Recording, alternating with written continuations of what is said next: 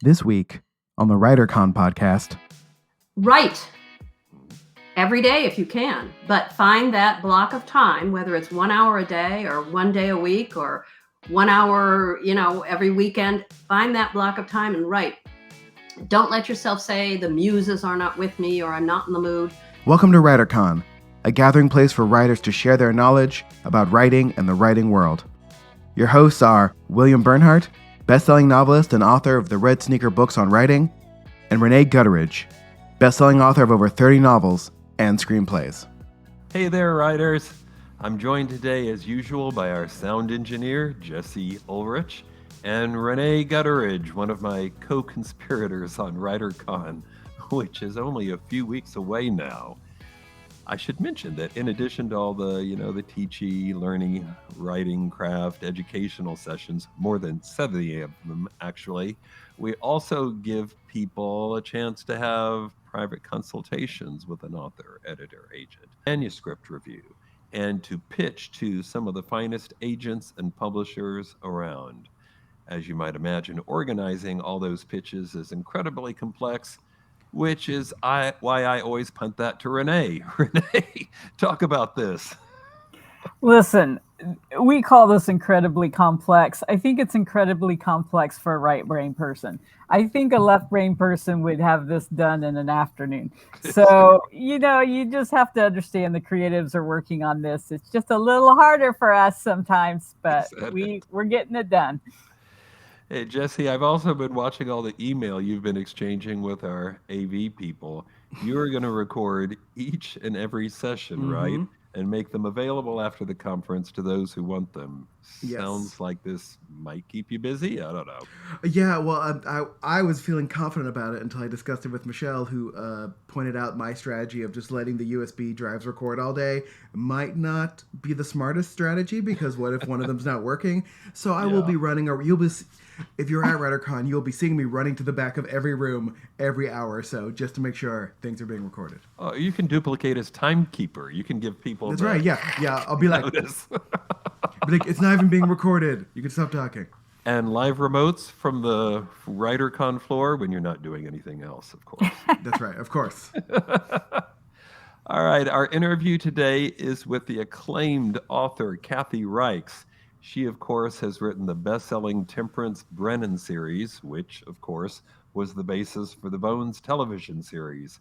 Her first novel, Deja Dead, won the Ellis Award for Best First Novel and was an international bestseller. To date, she has written 22 novels featuring this forensic anthropologist who is based, at least in some part, on the author herself, because Dr. Reichs is in fact a Ph.D. anthropologist herself with several scholarly articles on this subject to her credit. She's taught it, she's done it. She's one of very few forensic anthropologists certified by the American Board of Forensic Anthropology. And she writes best-selling books. I mean, how incredible is that? We will talk to Kathy right after the news segment. Jesse, take us away.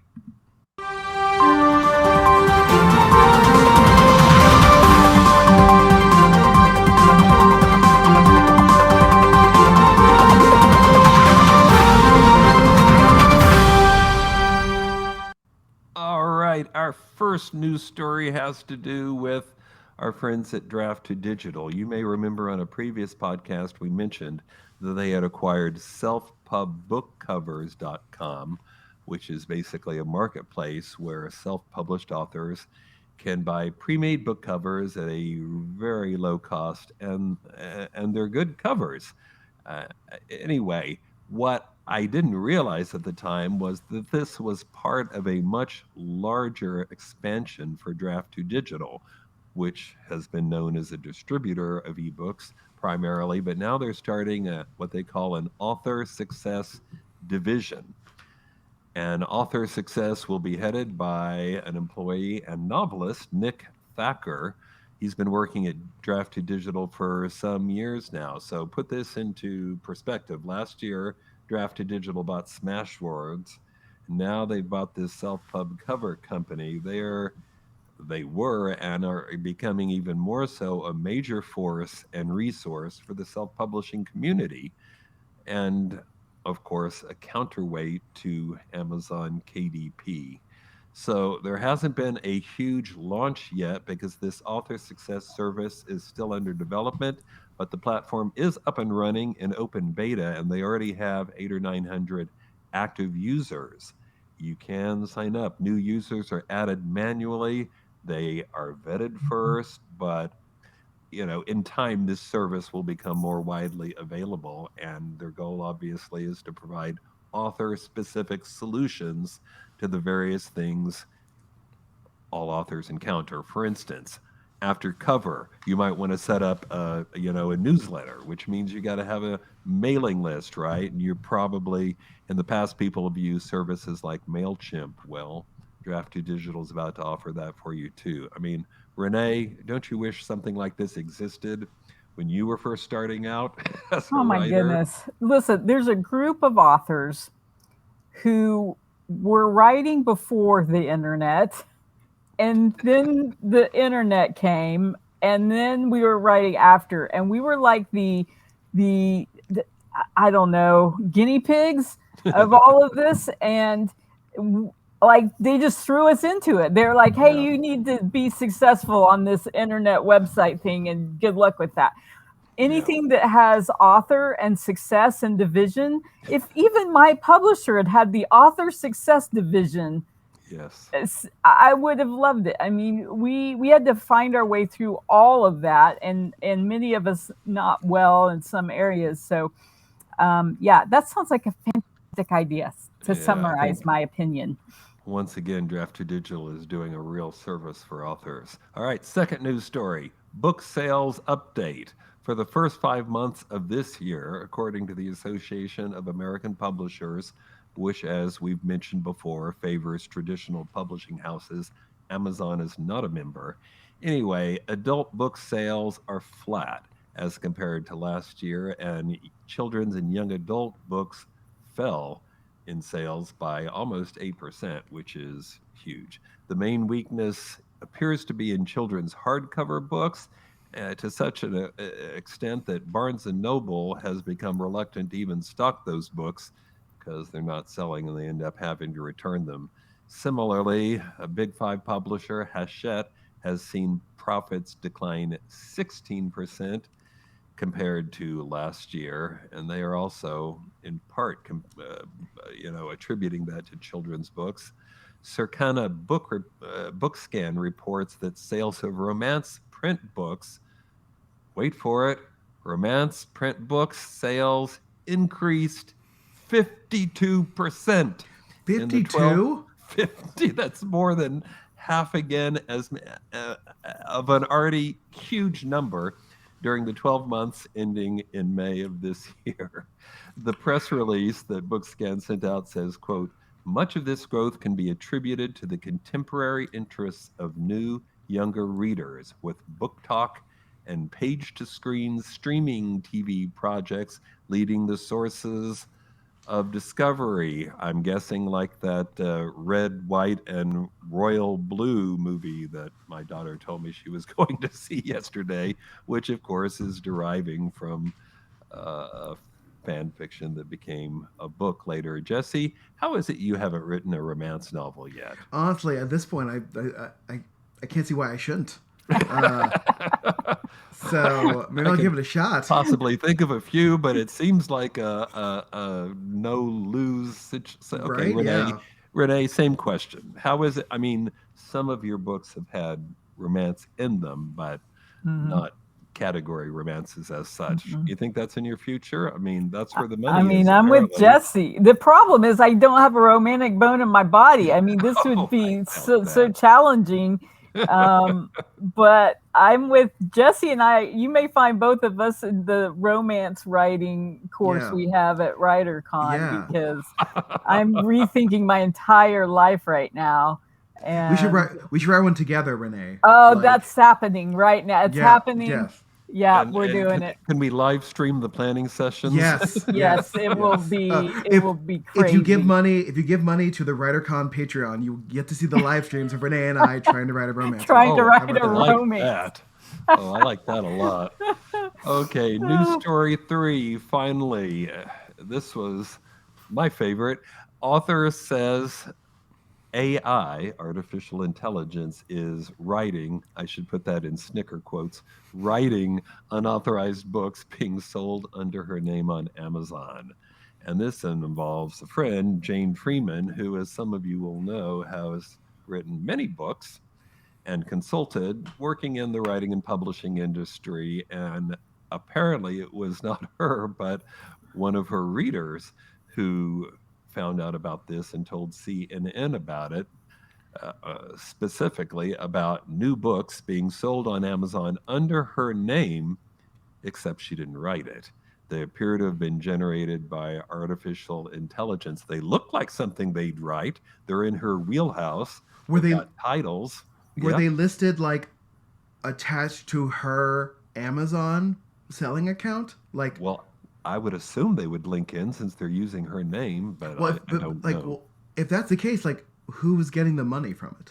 Well, whoever posted them, not Jane Friedman, which Well, is but here, as someone who has helped people produce audiobooks and even put ebooks up on Amazon, like, to get attached to an author's name on Amazon, you have to also have their ACX and other account passwords.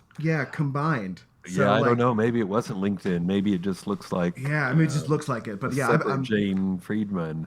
we don't need to go down that rabbit hole. But I'm very curious about how that got pulled off. So Well, I mean, it just, even if it didn't link with her other books, there's her name, and the titles Yeah, sound people like don't look that something she'd closely. write about. But the text, she said, read as if someone had used a generative AI model to imitate her specific writing style. This is a quote. When I started looking at these books, looking at the opening pages, looking at the bio, it was obvious to me that it had been mostly, if not entirely, AI generated, end quote. And the worst part of this may be that even after this was brought to Amazon's attention, they were slow to respond. They all but had to be threatened with legal action before they would take these imposter books down. Good So, heavens. Jesse, yeah, I know, really. Jesse, you're our tech expert. How can we authors protect ourselves?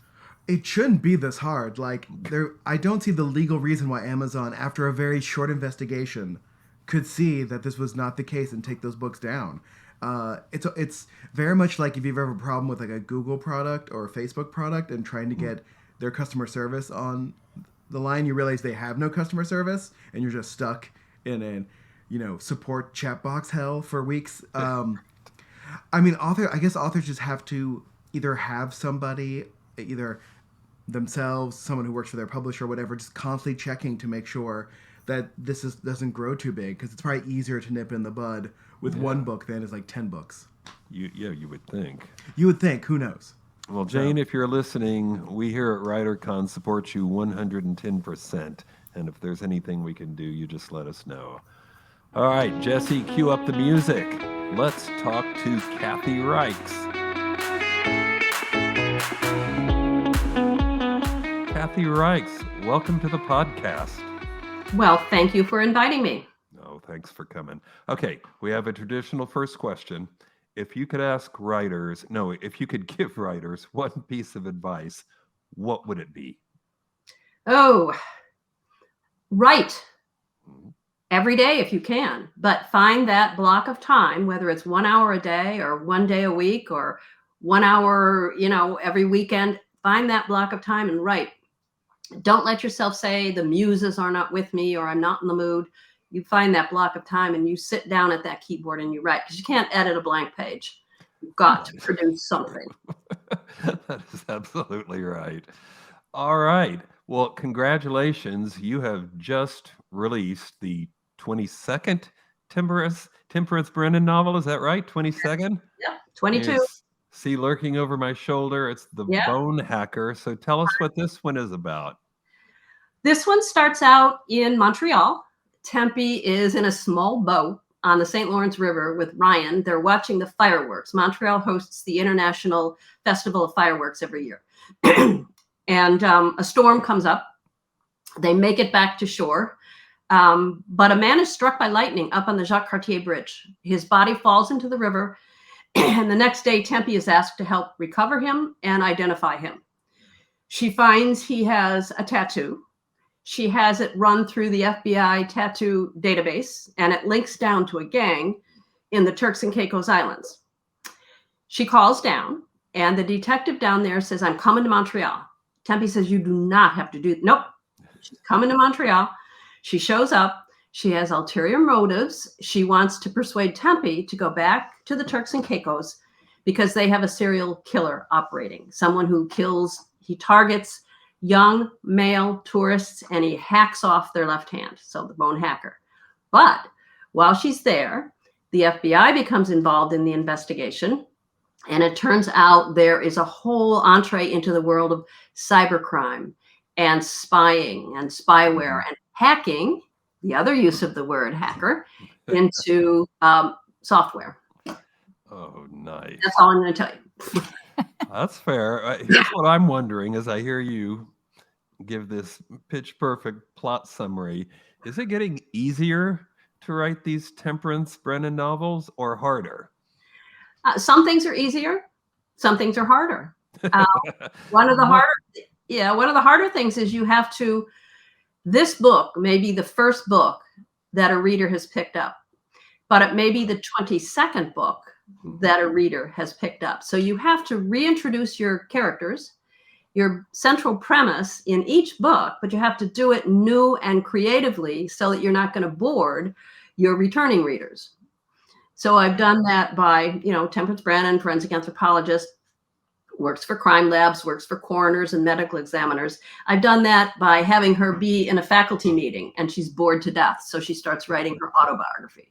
I've done that having her on the witness stand and she's being qualified as an expert witness by prosecuting attorney. And so it brings out all of that information about her professional life. So that gets harder and harder to find creative ways to put that little bit into every book. We should have Kathy teach a class on this, shouldn't we, Bill? Because that's one of the questions we get a lot from writers is how to do that. So that's some technique that is learned, I think, over years and years of writing. Okay, so the PR for this book promises some rip from the headlines plot elements. Can you give us a hint? Well, the idea for this book, sometimes my ideas come from cases that I've worked on. The earlier books tended to rely a lot more on my own casework and my experiences in the autopsy room. Mm-hmm. Some of them are what we used to call in the writer's room, ripped from the headlines. This one, the idea came from a story, an expose, rather lengthy expose in the New York Times by Ronan Farrow, and I can't remember his co-author's name, about NSO and Pegasus, which is an extremely powerful spyware software. Mm-hmm. And it was created in Israel.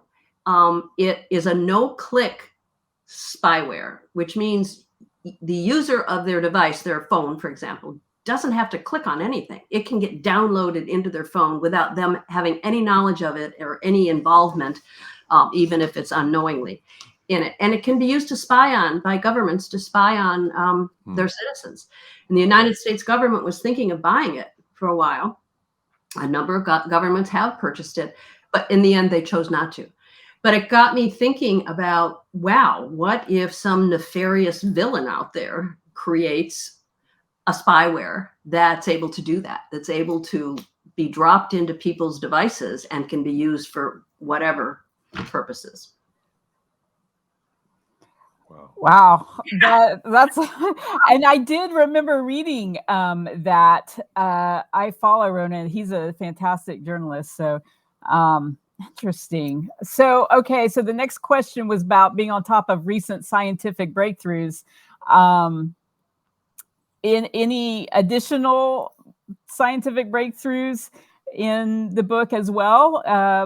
Maybe any forensics or anything else? Oh, well, there's always forensics. I try to put a different aspect of forensic science in each book because I don't think my readers want to read about bones after bones after bones after bones. So, of course, there are bone clues. In the writer's room for the TV series, we always had to have X number of bone clues, and she had to do her bone whispering. things. So there are, of course, bone clues in there, like the impact of lightning on someone who's been struck by lightning. How does that impact their skeleton? Oh gosh, it's hard. I'm so immersed in writing book 23 that I've got to think back about. I totally understand that. We do, yes. Yes, there will definitely be some interesting forensics. Well, you've already piqued my interest with how lightning affects bones, so Right. that's enough for me. Quit with that, Kathy. I read about this on your website. Tell everyone about the Know My Bones campaign. Know My Bones campaign. Gosh, that was years ago. Oh, really? Okay. Well, you want me to ask about something more recent? I got a T-shirt that said "Know My Bones," and I was the spokesperson for. I think that was for the National Osteoporosis promotion. Kathy, I know you've been involved in a lot of charitable activities. Can you tell us what have you been doing lately in that sort? Well, one of the more recent things I've done is I went on a USO tour to Afghanistan and Kyrgyzstan. One to Afghanistan and Kyrgyzstan, and the other one to Cuba. It was a small group of writers. There were 5 of us to Afghanistan. Sandra Brown, myself, Clive Cussler, Mark Bowden. I think there were 5 of us and somebody else. And we went to thank the troops for their service, and they spent their whole time thanking us. So it was a really moving experience. So in the next book, when I got home, I was about to start book number something. So I sent our character to Afghanistan. Oh, wow. So, okay, shifting gears a little bit to the writing process. We have, of course, a lot of writers that listen to our podcast, and they always want to know from big shots like you, are you, first of all, a pantser or a plotter? I'm more of a pantser. I do a little bit of outlining. I think about it a lot, and the pieces kind of float around like minestrone soup in my head. The plot, I mean, the science I'm going to use, what the crime is going to be, how the body is going to be discovered, what the main characters will be, the periphery characters will be, what the setting will be. Eventually, all of that congeals into what will be the storyline. And I do some outlining. I will outline maybe 6 to 8 chapters with just a little paragraph in each. And then I just start writing. And I know how the book will end. I don't know. I write murder mysteries, so it's a bit of a formula. Somebody gets caught and somebody gets killed for doing the deed. And they're different in that the solution is science driven. So I know what science will be brought to bear on the question of who done it. And then I just start writing. Sometimes I don't even know. I know how it will be resolved, the crime. I don't always know who the actual villain is until I get much closer towards the end of the book. Well, that's fun. That's what we pantsers like to hear, because that's part of our process, is discovering as we go. So in your writing day, what does your typical writing day look like? Are you a morning writer, evening writer? What beverage must you have, etc.? I'm a morning writer. My son is also a writer. Oh, and is he a plotter? I mean, he has big whiteboards and color-coded cards and every character, every scene, I don't do that. But he works at night too. He'll start at like 11 at night and work until 4 in the morning. I cannot do that. I'm a morning, I don't fire out at dawn anymore. When I wrote the first book, I did have to do that because I was teaching university full-time and commuting between the Carolinas and Quebec doing forensic casework. So I had to squeeze it in. I'd get up at dawn and I hated it. Write for 2 hours before going onto campus. I don't do that anymore. I try to get at it 8:30ish, and then I have coffee in the morning. I fill my mug and drink 1 mug of coffee. I quit around 1:30, 2 o'clock, and then do other things. Well, that sounds fun. So how do you handle research? And, in particular, staying up to date on all of the things that you have to stay up to date on, which is changing very rapidly with technology. Does it take a lot of time? Well, as a general course of activities, I stay in contact with my colleagues. I attend the annual meeting of the American Academy of Forensic Sciences. I get online with a Zoom call every Wednesday night with 6 forensic anthropology board certified women who are forensic anthropologists. I read the journals. So I'm not at a loss for ideas for storylines. That answer your question? And then I do the research. I do a big chunk of research before I start to write. When I've decided I'm going to use blood spatter pattern analysis or mitochondrial DNA extracted from animal hair, whatever it is I'm going to use, I'm lucky that I am in the field. So I have colleagues that I know in the different specialty areas. So I will set things in motion. I will contact someone I know who's a specialist in hair and fiber analysis or whatever. And then they will send me, I'll do my research. So I have reasonable questions to not waste their time, but then they're always willing to help me and send me so that I have that in advance when I get to that point in the writing that I don't have to stop and wait. Also, as I'm writing, I'm constantly researching. It's a feedback all the time, every little thing as I go. I'll have my character driving, along St. Catherine Boulevard in Montreal and have her make a left. Wait a minute, can she make a left on Peel Street? I'll get on Google Earth and I'll check it out or Waze or whatever. So I constantly check everything as I go.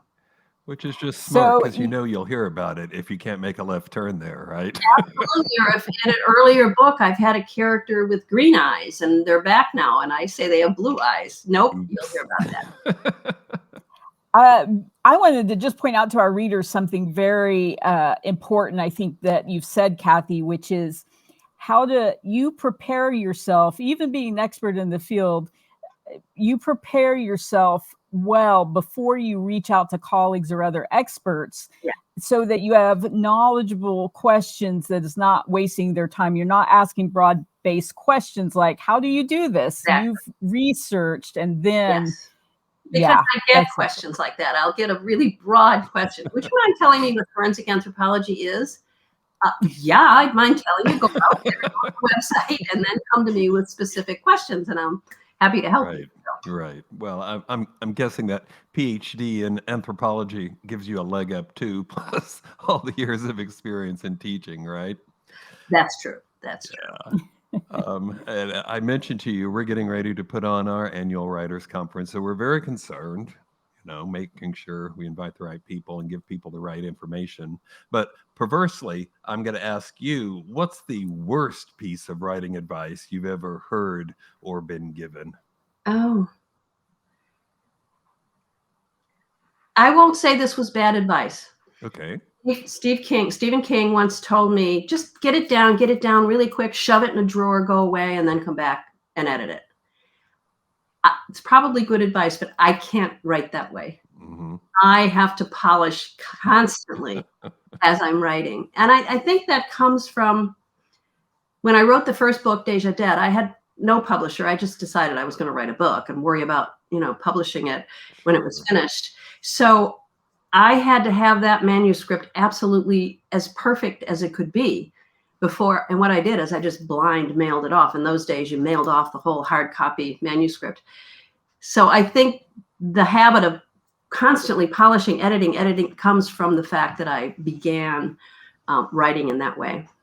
Yeah, that makes a lot of sense. So at this point in time, you've done 22 of these Tempe, as you called her, books. And you've done a standalone, and I know you've collaborated on books with your son. So this has been a long and very productive writing journey. Are there any tips you've learned along the way or things you didn't know that when you start that seem, of vital importance now? Oh, gosh, I was unaware of how much promotion is involved in the publishing industry. I thought you wrote your book and you sent it in and you got editing help and then they put it out there and then people bought it, right? I had no idea how much travel, and although there's less travel post-pandemic, I think we do a lot more of this kind of virtual promotion, but that's the thing I think you're not aware of until you get into the industry. Right. Well, I think that's a great answer, too, because I know a lot of people listening are probably thinking, oh, my gosh, Kathy Reichs, she's a huge best-selling author, and she's had a television series. She probably just sits in her pajamas typing all day and doesn't have to do anything, but Wait. turns out, no. All right. Well, what are you working on next? What can we look forward to? I'm working on book 23 in the Temperance Brennan series. It is tentatively titled Fire and Bones. It's set in Washington, D.C., and it starts out, not surprisingly, with a fire, with a number of fatalities in the fire. And will there be bones, I'm guessing, later? About the impact of fire on bones. We're going to learn a lot about the history of the Foggy Bottom area of DC back in the 20s through the 50s. Sounds fascinating. Can't wait to read it. Yeah. Kathy, thank you so much for being on the podcast. Really appreciate it. Oh, thank you for inviting me. Hey, Rene, my favorite film of 2022, I have to say, was Family Camp, which I think you had something to do with. What's going on with that movie now? Hey, you know what? That wasn't a romance, by the way. It's a buddy film. So No, you would have made a lot more money. I know. I don't know what I'm thinking, but I don't know. I don't think romance films are doing well. So, yeah. Well, Just books? what? Just books.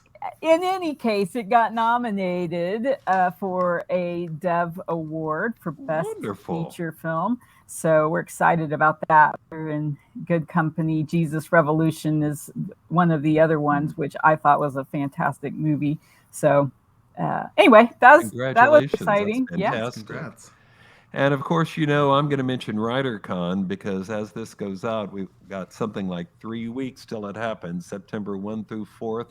That's Labor Day weekend in Oklahoma City. We have dozens of best-selling authors, a terrific roster of agents, probably the best we've ever had, publishers, much more, contests, manuscript reviews, all those things Renee's handling because they're incredibly complex.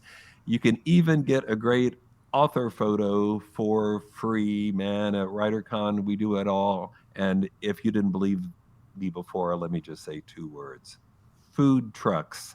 Yes, food trucks. So you know it's going to be a party. Sign up for WriterCon. If you want to know more about it, visit our website, which of course is WriterCon, WriterCon.com. All right. Until next time, keep writing. And remember, you cannot fail if you refuse to quit. See you next time.